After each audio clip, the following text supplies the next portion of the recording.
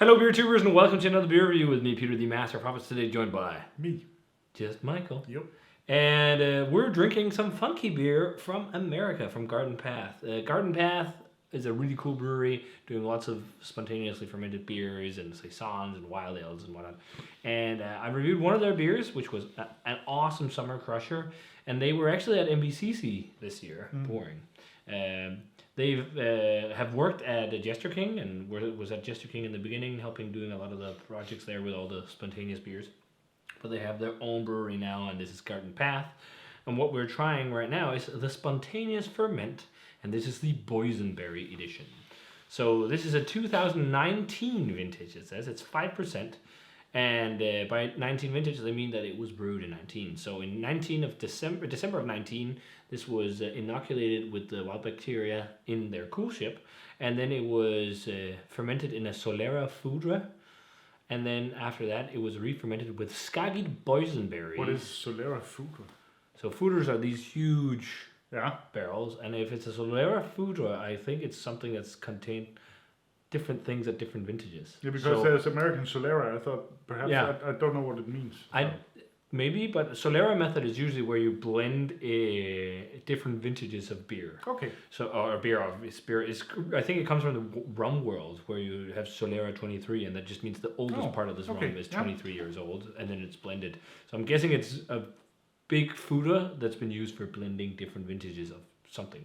Yeah. I don't know if they blend vintages of their own or what was in their own beers or what was in the foudre before, but yeah, it's something like that. But then beer was re-fermented with Skagit Boysenberries in 2020 in June, and then they bottle conditioned this beer with honey, which is pretty cool. So I guess the carbonation, the small amount of carbonation that's in here, it's not a lot, all comes from the honey. Yeah. If it's bottle conditioned. Maybe, I'm not sure. But yeah, I've really enjoyed what I've had from these guys so far, so let's check it out. Pour is a very nice color. Yeah, hazy red. Yeah, like a nice ruby red. Not a lot of head and not a lot of carbonation. Cherry red. Yeah. Could you say that? Yeah, something like that. And when I popped the cap, there was a small fizz, but it was not like crazy amounts of carbonation. No. So I'm thinking it's going to be a little bit like some of these traditional little fizzy, I can see a bit of... Yeah, there is a bit of carbonation. Yeah, there's a carbonation. But I don't mind, actually. I used to, in the past, really mind when these beers did not have CO2, sour beers. It can be good. But I've started to enjoy it when they're like just lower carbonated. Totally flat. It needs just a gentle. It was the same with the Cantillon Case in Point, 50 degrees north, 40 east. That was just awesome to drink. Like I just wanted to chug it because it was so refreshing and complex, and it was awesome. But let's check out the aroma. Ooh, very red wine-like and oaky. Yeah, musty. And musty, yeah. Lots of boysenberry too. Lots of tannins. Yeah, tannins and berries and a musty cellar. Yeah. I'm getting so much deep oak wood. Yeah. Like there's so much oak character on this. Like really dry, toasty oak almost. Cheese, blue cheese. Yeah, a touch.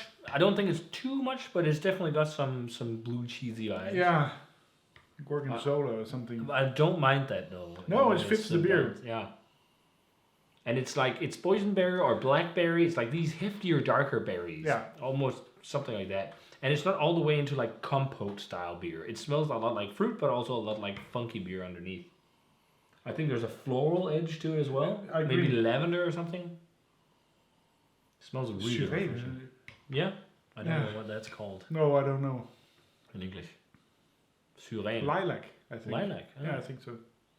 Smells pretty good. Let's try it. Yeah. Cheers. Cheers.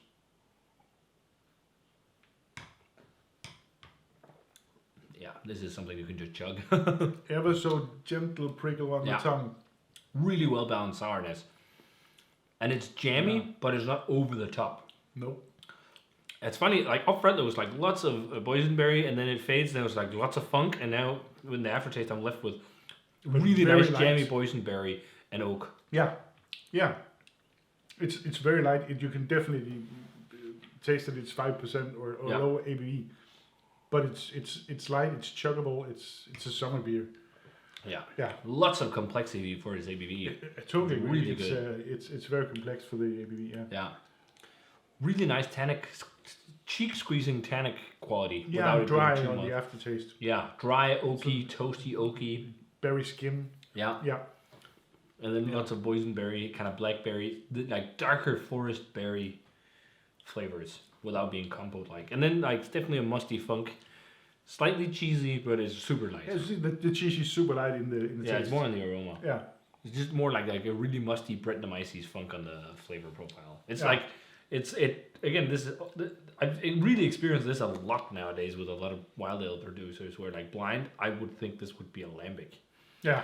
Also because like this has the balance of lambic because it's not screaming sour like some American wild ales.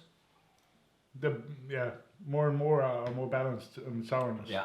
Because in the past it used to be like usually a thing that American wild ales would be 10 times more sour than. And this is a 19, so. Yeah. Yeah.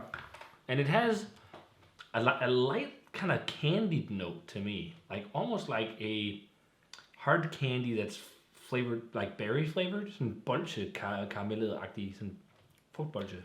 Ja, sådan rabarberbolsje nærmest. Rhubarb.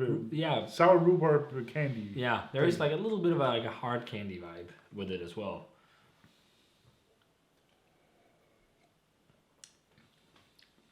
Really nice woodiness too, oaky dryness, tannins, jammy fruit, even maybe some strawberry in there. Well made beer. Really well made. I really love beers like this nowadays. I think I've always loved funky beers.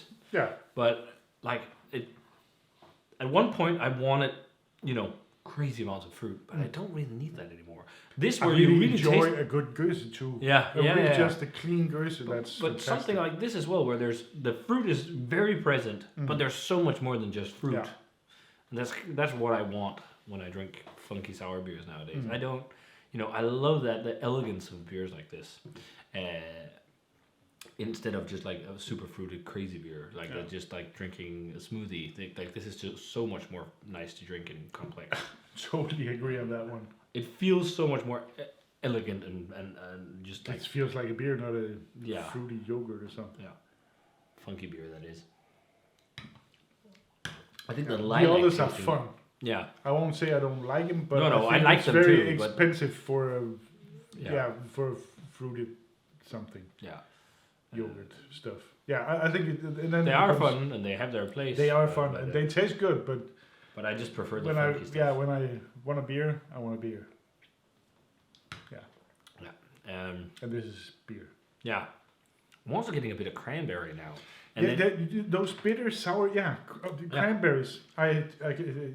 We said skin and we said tannins. Yeah. And then you go cranberry. to cranberries. It's really tannic. Yeah. And then there's that like nice lavender lilac kind of. You could also say there's some kind of edge. These orange. What are they called? Orange sour berries. Hvad fanden de hedder? Hold on. Yeah. Sea buckthorn. Buckthorn. Yeah, sea buckthorn. I could. Yeah. So that kind of sourness. Yeah. And also because of tannins. Yeah. Because they're also quite tannic. Yeah. But yeah, this is really good.